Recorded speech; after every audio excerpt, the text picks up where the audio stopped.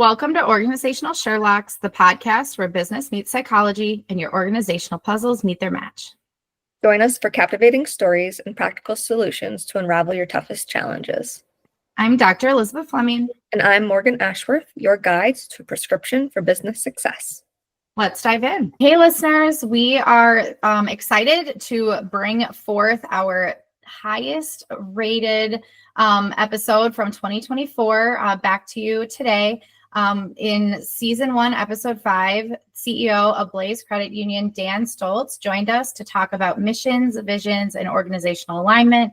We hope you appreciate this replay, and we're excited to kick it off and let you hear what everyone's interested in. Make sure you put the face in there. Is that bad? Is that okay? Well, welcome back, everyone, to Organizational Sherlocks. Today is a special day for me because I get to bring with me and with Morgan a wonderful person who's been a big influence in my life, Mr. Dan Stoltz. He's a family friend of mine. I would call him a community family member. He was a king for the St. Paul Winter Carnival and the current CEO of Blaze Credit Union. So welcome, Dan. We're excited to have you. And if it's okay, we just want to hear about you. Can you tell us a little bit about yourself and how you found yourself as CEO of Blaze Credit Union? Yeah, 100%. So Elizabeth and Morgan, it's just I'm just honored and privileged to be here. So thanks for having me on, and thanks for the great work that you two do. Yes, I'm the CEO of Blaze Credit Union, but in the Twin Cities, at least, people will probably recognize me more from Spire Credit Union. So Spire Credit Union Highway is another credit union. Two $2 billion organizations came together January 1. So now we're Blaze Credit Union. So it's kind of a whole new experience. We've done Spire and myself, we've done smaller merges, but this is a pretty significant one. But just about myself, I grew up in St. Paul. I love the St. Paul, Minnesota area. And I just believe in giving back. I love serving on boards. I learn a lot from board work, but then also running a credit union like Blaze gives me lots of opportunity to be in the community and make a difference. And that's what it's all about. Absolutely. One of my favorite things, Dan, that you've said is about being a go-giver. Can you tell us a little bit about kind of that way of thinking and how that relates to your work at Blaze, but then also in all of the community work that you do? Yeah, no, thanks, Elizabeth. So I got to tell you, this was probably about 15 years ago. I was trying to find the definition of success. I heard so many people talk about success, and I wanted to ask 75 people that I knew that I felt really fit that description. So I would ask them. And honestly, there was always two things that came up when I talked about success, and these people would talk about their story. The first one was that they're go-getters. And success is not this line where it's 0 to 100. Every one of them had some really deep valleys. Everyone had some really big challenges. Everyone faced the word impossible. But go-getters just keep, they fall down 6 times, they get up 7, And I think about the podcast you're putting together. There's lots of obstacles to put this thing together, but you two have just gone for it. So go-getters is a theme. The world might tell you success is, the clothes you wear, the house you live in, the money in your checking account. All those things are the title behind your name or in front of your name. And that's really not success. So the first was go-getter. And then the second item that always came up was that they were go-givers. So they really believed in making a difference in the communities that really helped them succeed. And so to me, those two words just inspired me that success to a lot of, means a lot to a lot of people. But to me, it's about being a go-getter and a go-giver. I think one without the other is not really that successful term, but boy, if you can just give it your all, give it your best, show up. I always say that's kind of number one, show up, and then give back, find what you're passionate about and make a difference. So that's my definition of success. Yeah. Awesome. I love that. Yeah, no, it's good. But, but honestly, those people taught me a lot about that. And that's maybe I just talked on one principle also that I heard a lot about was that it took me a long time to accept this, honestly, Morgan and Elizabeth, is that failure is not fatal. And when I talk about that go-giving, at Blaze now and where I'm at, we try to celebrate failure because what we want people to do is reach out and do some different things, be innovative. And if you're not trying, you're gonna stumble, you're gonna hit. I got grandkids, and you know what? Eventually, when they're riding that bike, you got to let them go, and they might skin a knee or two, right? And so failure, I think for some of us leaders, we take it personally. We think, wow, we really let our staff down, we let our business down. But no, I think you got to turn that around and say, the more, we don't want to fail often, but we want to fail and learn from it and move on. So failure is okay, but it took me a long time to figure that one out. Yeah. Oh, I completely agree with you, Dan. For me, I always talk about solution focus, and you can't ruminate on it. We're all human. We're all gonna make mistakes, and it sounds like you have quite the vision in life. And it's great to hear. I know our listeners know this month is focused on mission and vision specifically, and so we really thank you for expanding on you and your life and your vision in life. As we talk about missions and visions in the workplace. Yeah. Hey, can I lean in on that one real quick on mission? Absolutely. I'll talk about business mission, but I just want to tell you both about this. It's kind of one of the stories I like to tell is that I do believe in living an intentional life. Don't let life deal you deal life, So I'm going to actually pull it out here for those that might be seeing it. But I've got, when I was going for my MBA work, what happened was I kind of skated through the MBA process, but the very last class was a core class, and they said, you've got to write a personal mission statement, and you've got to present it to all these classmates you really don't know. And I thought, man, I got to take a hold of that. And I literally spent weeks on writing a Dan Stoltz mission statement. And I presented that to that class, and that's been over 30 years ago. But every morning of my life since then, for 30 plus years, I do two things in the morning. I grab a cup of coffee, and I always look at my mission statement. So for 30 years, because that mission statement is Dan Stoltz's purpose. All of our mission statements are different on a personal level, but what happens is we get so caught up in life, and life kind of moves us in different directions. And every morning I got to recalibrate and really, really tell myself, this is what's so important to me, and this is what I want to be. That's what a purpose statement is. So I believe in mission statement. Whether it's a business or personal, I just believe it's who we are, and it should drive us. That's awesome. Could you share your personal mission statement? Yeah, I'd love to. And so I got you guys might laugh because all your audience might not even know what well, anyways, I've got it laminated. I said, no, a lot of people don't know what laminated means anymore, right? So I got it laminated. But anyways, I do look at it. So yeah, my mission statement is really simple. It's just to live my life with integrity and stewardship. So those are the two key words for me. Is in banking and finance, it's all about integrity, character. It's not you don't get a letter grade. It's a pass or fail. And so integrity is important to me, and stewardship. So serving others and taking care of others. So every day I say I want to live my life with integrity and stewardship towards my faith, family, friends, and the marketplace.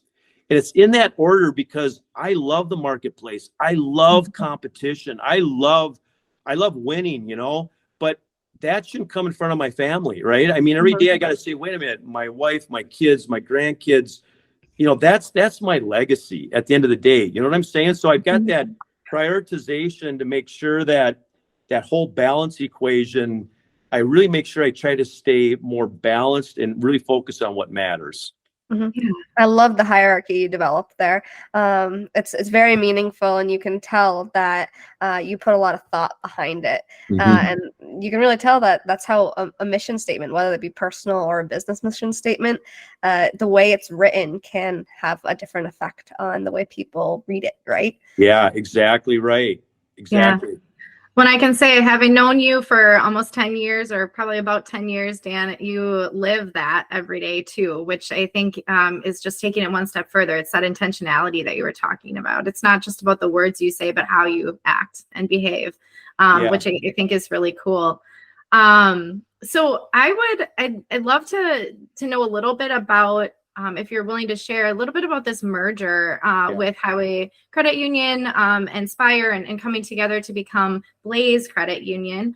And kind of, how did that come to be? And then as you were figuring out, as a mission-focused organization, what was that mission going to be? Yeah, no, that's a great question. And so I would say for any of the people that follow you, I think when you're talking about a merger or a combination of organizations, I think that vetting process is really important and that you vet the right things. I think sometimes we all jump to balance sheets and income statements, and yeah, those are important, but really what you need to vet is I like the word alignment. There has to be an alignment of your mission, your values, and your vision. And I would tell you that in this process, that was what really attracted me to this. And I think Highway to Spire is that we were in alignment with our mission focus about the focus on the customer member. We knew that that's why we existed. They felt the same way. Our values were really having a robust work environment, workplace that honored people and gave them space and honored all the things that we needed to have a great workplace. But then, also the values of hard work and getting things done and accomplishing things. So I would say the first and foremost, I would just suggest that there's always in the vetting process, do the things you got to look at, contracts and income statements and all that stuff, but really focus on, that culture piece and that vision piece and that mission piece. And I think if you have that, organizations come together eventually. The best advice I got in this merger is that a highly technical person that deals with these things told me, Dan, it's going to be wonky. You use the word wonky. I like that. I'm using that more often, but he said, it's going to be wonky for a couple of years because even though you've got now alignment, there's different ways that you both have accomplished that. And then people are people, right? They're looking for, where do I fit in this new organization? So there's a little bit of some power plays. There's a little bit of, how does this fit? So it is a little wonky or wobbly, and it's going to be that way. But if you've got these standards of value and vision, you can make it through, right? So, so that's that. And then I would just tell you this then. So then the day of the merger, I know you both are big into communication and really making sure people are on the same page. And I would say that was one of the biggest focuses internally was from day one to have, video plays, communication plays on email. We had an all staff meeting. So we had 650 employees literally a week ago, downtown Minneapolis. And it literally was to talk about the strategic plan, the vision, the values, just to make sure they could hear the passion and the voice about it so we can kind of come together. But super important to kind of communicate so we get us on the page as quickly as we can. Does that make sense? Absolutely. Kind of the idea of all rowing in the same direction, right? Yes. Yes. Which is it's vital. I mean, it's so important. And I love what you're talking about with the communication and, how that ties into change management, because, as organizational psychologists and professionals, we deal a lot with change, and change is hard. People don't like change. I don't like change. I'm sure neither one of you love change either, right? And it's necessary. And honestly, it can be pretty rewarding, which I think is it's kind of a two-sided coin, if you will. It's funny. I was gonna say it's funny you say that, because every CEO, every leader, no matter what, always say, "Oh, I love change. Change." No, we don't.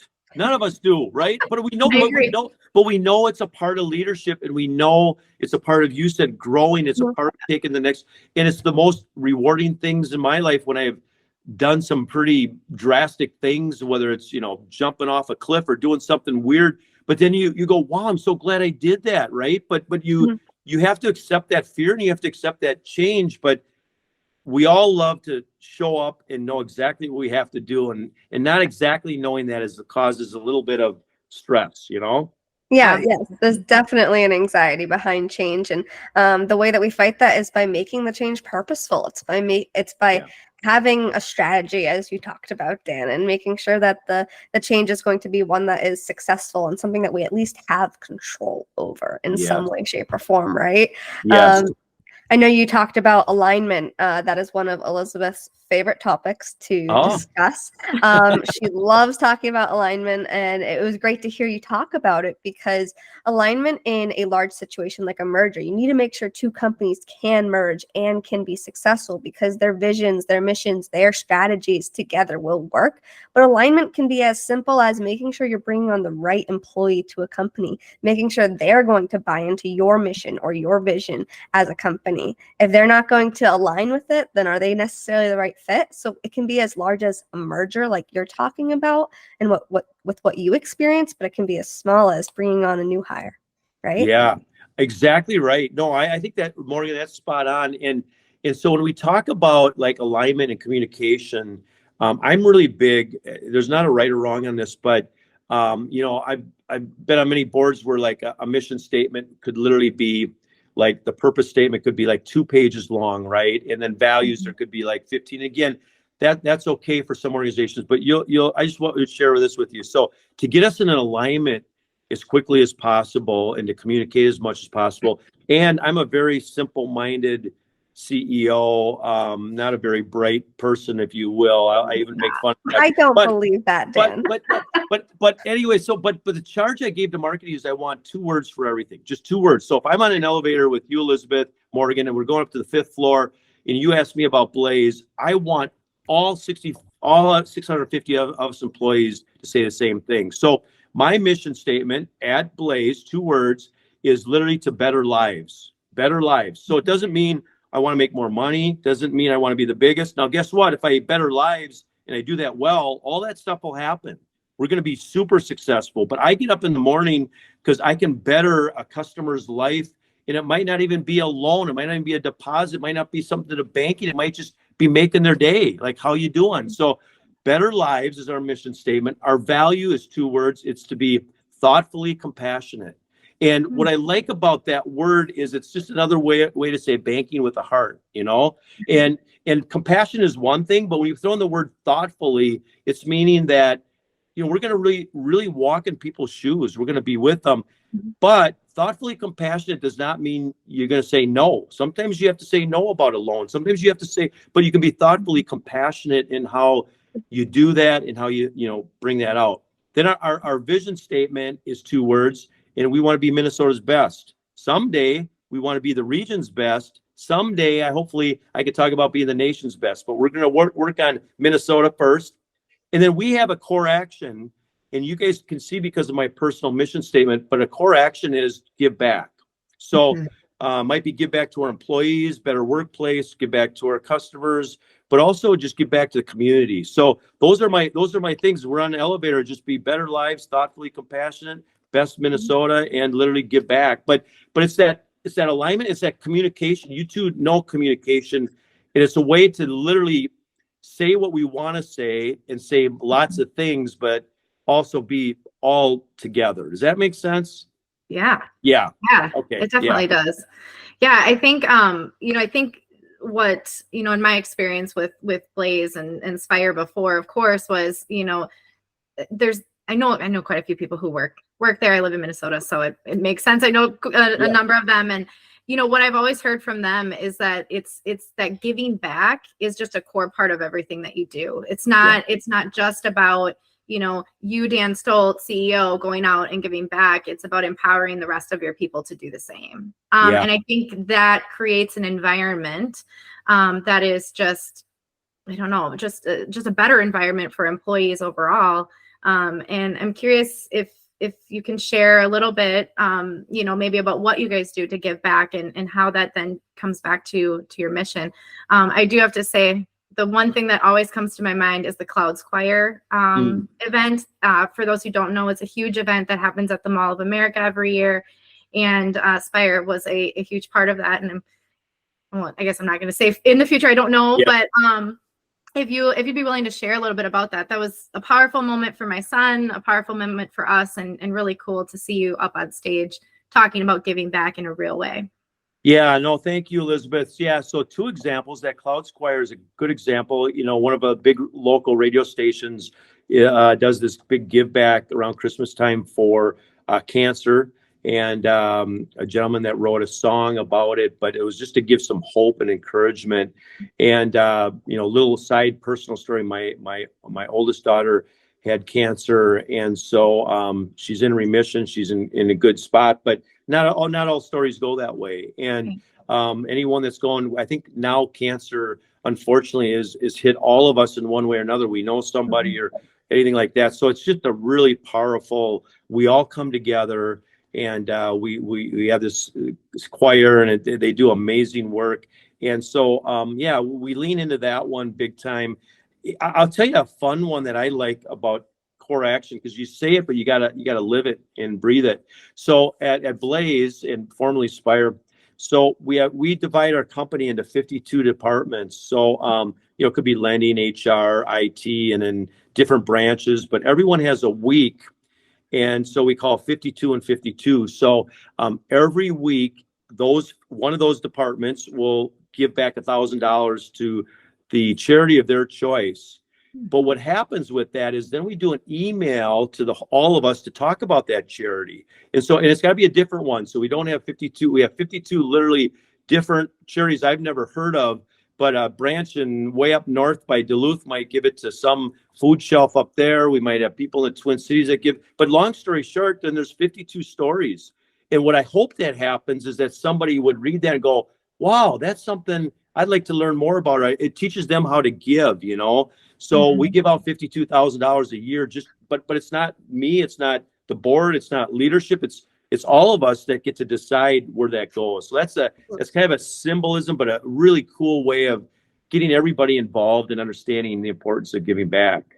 Yeah, that's awesome. I think it also it keeps your team connected with your mission, and with, like you said, your core action. It keeps you guys consistently connected to it. That's something I was actually going to ask about, is how do you keep your team consistently connected with your mission and your vision? But it sounds like that's one way you do it. Are there other ways you could expand on that you consistently drive that mission? Yeah, no, it's a good question, Morgan. So I mean, think of it now. We've got about 250,000 customers, right? So we got a lot of people coming into our credit union through digital, or coming through social, or even coming in person. So what we try to do, if we truly are about bettering lives, how do I know that's happening every day? So we have storytelling. We're literally unbelievable stories of how the staff or the team took care of somebody in a really tough spot, or they really bettered their life. It could be someone that just lost their husband, and they're trying to just get their financial affairs, and they're just in a really tough state. And then you see an email come from that person, how you just not only made their day, but you took care of them at a really dark and hard spot in their life, So we try to communicate to everyone about but we're all a part of that. Just because I wasn't with that person, I'm a part of the organization that helped that person, right? But it goes back to that communication piece, and it's about letting them know how we are leaning into our values, thoughtfully being compassionate, giving back, making a difference. But you have to keep that in front of them. So that all staff meeting we literally had other branch people come on stage and talk about like 2 or 3 experiences, how changed somebody's life, or we helped someone get a loan, that their dream house that they thought they could never afford, and we helped them get into it. Those are the things we just all have to get reinforced, that we are making a difference, right? And we are, for sure. Yeah. Yeah. Out of curiosity, did you encounter any kind of unexpected changes or complications or anything, especially given the kind of the pandemic that we've all been living in? I'm curious if that changed, how you operated or had to operate as a financial institution during that time. Yeah, it's a good question, Elizabeth. I think that the most obvious one, and probably for a older generational CEO, the virtual work environment. I think we all knew as CEOs we're going to need to implement and lean into that more, but that literally forced us into that. But what made, I think, retailers, and I'll put banking and retailers, but when you think of retail, it's kind of face to face, right? And so how do you do retail? How are you available to people? And you have to be this virtual environment. And then I think, I know you're both into this with psychology, but I just see so much benefits sometimes in the relationships and being with somebody, and then you get to talk about your family, and the in-person just adds so much to culture. And one of the challenges I think for a lot of us, and maybe we're still dealing with, is we almost have like two cultures going on. We have the business culture that we're trying to develop teamwork with, but then you have this like culture that is more transactional, and it's a little bit more. And so how do you pull this global cultural, and you've got these two mechanisms or ways to do it? And I think we're all still kind of honestly struggling with that. And when we did the merger, we kind of came down a little bit more.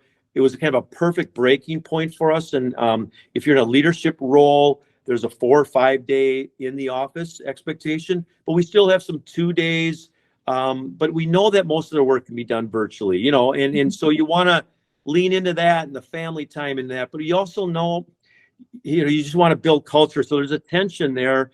And I think we're all still trying to figure out. Every CEO I talk to, honestly, probably says that's their number one concern is how do you balance this? It's such a new world for all of us, right? And Right.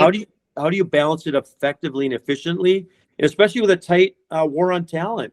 You know, the unemployment at a low time. So you really are trying to find ways creatively to still create culture, but with with virtual and in person. So I'd be honest with you, I'd say that's a big challenge still. Yeah. Yeah, that's a good point. You know, I think, you know, I sometimes is maybe a little controversial at times that I say this, but sometimes I'm thankful that the pandemic happened. Not because I was stuck in my house for 2 years, but because it forced us in a lot of ways to think about things differently. And you brought up innovation earlier. And I think for me, one of the benefits or the pros of having been forced via a pandemic into this virtual world is that we're able to bring people together like we've never really been able to before. Not because we maybe didn't have the technology or whatever it was, it wasn't our way of working, you know, and it kind of increases or kind of encourages people to have that those innovative ideas and that diversity of thought. And I know that, you know, Blaze is all over in Minnesota for sure. And, you know, for those who don't know, Minnesota is made up of we have big cities, we have small towns, and then we have very rural areas. And so there are a lot of different cultures happening in a lot of different places within Minnesota itself, right? And then expanding that beyond to, you know, regions and countries and the world in general. And so I know this is a long-winded way of asking you a question, which is, you know, around where your different branches are located and how you can both keep it mission focused, but also adapt to the culture that exists within that area of the state. Honestly, that's a great question, Elizabeth. And I got to tell you, so I'm going to use a couple phrases that I like, but so it wasn't that long ago. And someone would stop me on the street and say, "Hey, I do my, you know, banking at, I'll say Blaze now." And I'd always ask them, like, where do you, you know, what branch do you use? And I would say they'd list off one of the cities or rural areas. Now 90% show me their cell phone, right? So that it's no longer, they don't care about they don't even know where the branches are. Sometimes it's a cell phone, it's a digital. So I, you know, banking is changing really fast. And I use the word high touch and high tech. I do believe that Blaze needs to invest in both high touch and high tech. What does that mean? Also, it's brick and click. But so we need in Minnesota. I do believe. See, you know how I say Minnesota? I got that accent. People tell me I lived here my whole life. I have it too, Dan. I can tell you guys have the accents. I have a New England accent, so I'm not in that. All right, I know I have it. People tell. Okay, but Minnesotans are still relational. I would say there's still kind of that small town bedroom feel that people want to feel. So I do believe in Minnesota that brick and really high touch is important now. And I mean now, right now. But I don't know where it's going to be 10 years from now. But I do believe that but if I were on the East Coast, West Coast, honestly, if I was running Blaze, I would have less brick and mortar, and I'd really be focusing on it because it's just, we know the trends. We've seen it on both coasts. It's very digital oriented. But then I have to be leaning in and have best in class with my digital or high tech too. And I know that where I believe in is I'm building my branches rapidly, but I'm building them, and I call it main on main. So I'm building them where that if I ever have to get rid of them, they're in really desirable locations where another retail would want them. So again, I've got that in mind that could be a pivot we have to make really fast. But for today, to get market share and in our state, the high touch, high tech is really important. But we got to have that high tech. And for me, let's keep it simple. But we've got the plug and play. People want to just make major transfers. We're calling Bitcoins, digital. I mean, there's so much going on that we have to be there at the table on those and not ignore it. Otherwise, we're going to be, we'll be left behind. I love that, Dan. Yes. I feel like you're talking about how change and growth, it has to be consistent. You have to consistently participate in it. You have to consistently switch from one methodology to the next. A lot of times you have to combine that innovation, as you say, as you were talking about, Elizabeth, with tradition. That's actually a part of the mission statement at my company is we combine innovation with tradition. And that's because you always have to be forward looking. You always have to be prepared to take a different step. So while you can be working towards this one goal at this point in time, you can also, while working towards that one goal, be prepared for the potential changes you're going to see later on. And not only could that be to continue aligning the future of the company with your mission statement or your vision statement, depending on which route you're taking, but also to prepare the company and continue the company's success. And I feel you're really getting to that, Dan, and talking about that gradual but consistent change. Yeah. What's that mission statement? I really like that. It's innovation. What is that again? So innovation combined with tradition. So I like that. No, I like that. If I could just say something about this, I'm a big believer and I absolutely love it. I feel it's like probably the CEO's one of the most important responsibilities is going through strategic planning processes with your mission statement, your vision statement in mind. And so what I was just going to tell you both on that is that with Blaze, literally day one, the leadership team, the board, I've got a board now of 17, and I wanted to dive in with them, literally detailing, not to have a strategic plan because business books say you need it. I mean, it needs to be a workbook, a playbook. It needs to be something where you're talking about tradition or you're talking about innovation. So I'm a big believer on having a 1, 2, 5, and a 10-year outlook. All right. Now that 10-year outlook is super fuzzy, right? I don't think any of us really will nail it. But the fact is, I want us to have that exercise about what does 10 years maybe look like? What are we seeing the movements? And so we have some intentionality in some of our hiring, some of our purchases, some of our emphasis in our budgeting but we need to be talking about not just what's in front of us 1, 2 years, but even 5, we can maybe guesstimate with some strong predictability. But I want us to be thinking 10. It used to be think 20 and 30. Life is moving way too fast for that, right? I don't know. Yeah. I mean, 10 years feels a little bit wonky to me too, right? But it's an important exercise, I feel. Yeah. I can tell you like that new word, wonky. Yeah, that's my new one. That's my new one. Yeah, sorry to introduce such a technical economic term, but I use it all the time. Maybe now. You never know. It's interesting because so our podcast, Organizational Sherlocks, we for those who listen to kind of the extra of this or kind of the outtakes of it, we talk about being staying strategic and staying curious. And that's kind of what I'm hearing you say is while that 10-year plan may be, it's a dream, it's where are we going? And you have to remain curious throughout those 10 years, right? You have to know what's happening in the market. You have to know what's happening with technology, with AI, with people, right? With new generations entering the workforce. There's so many other factors. It's not as simple as saying we're aiming to do this, therefore we will. Right.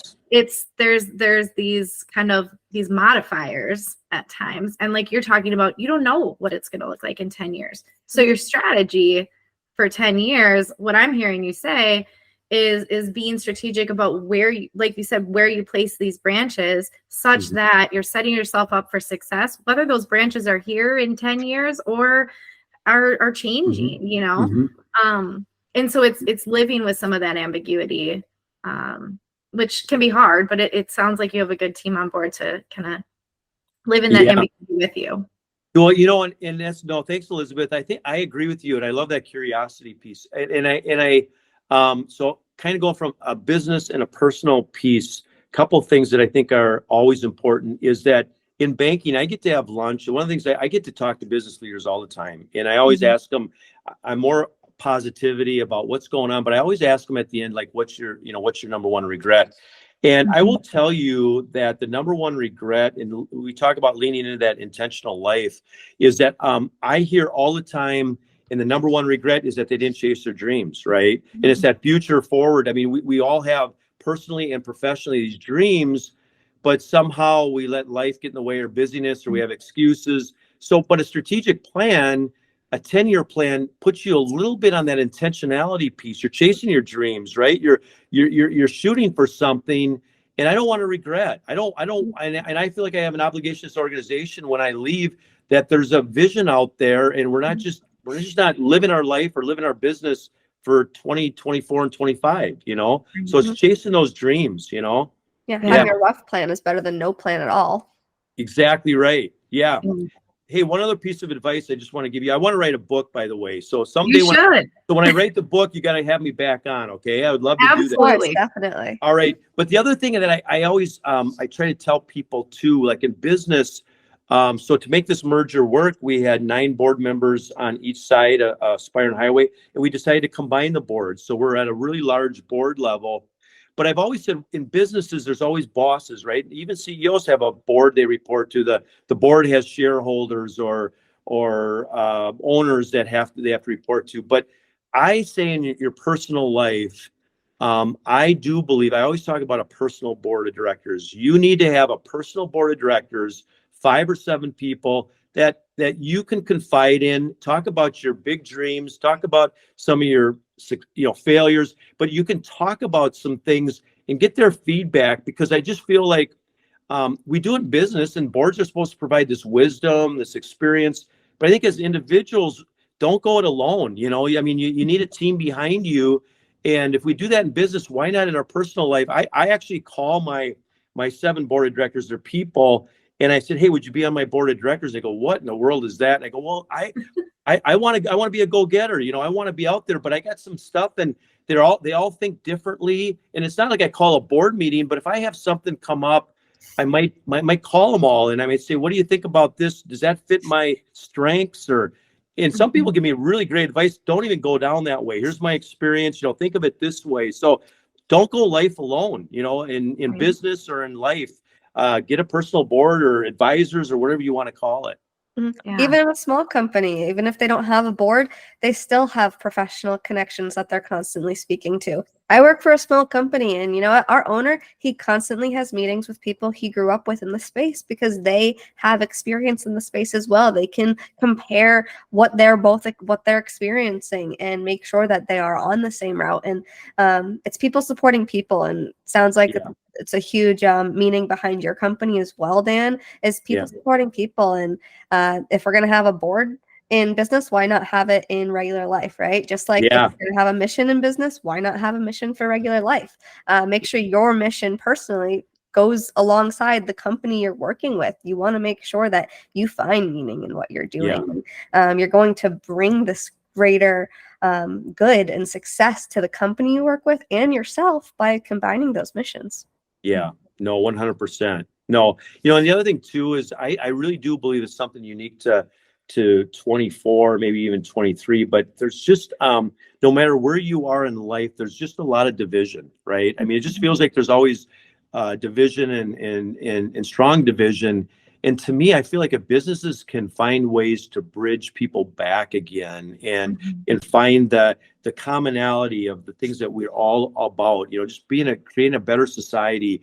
So I just feel like businesses can be a strong linchpin to something like that, Yeah.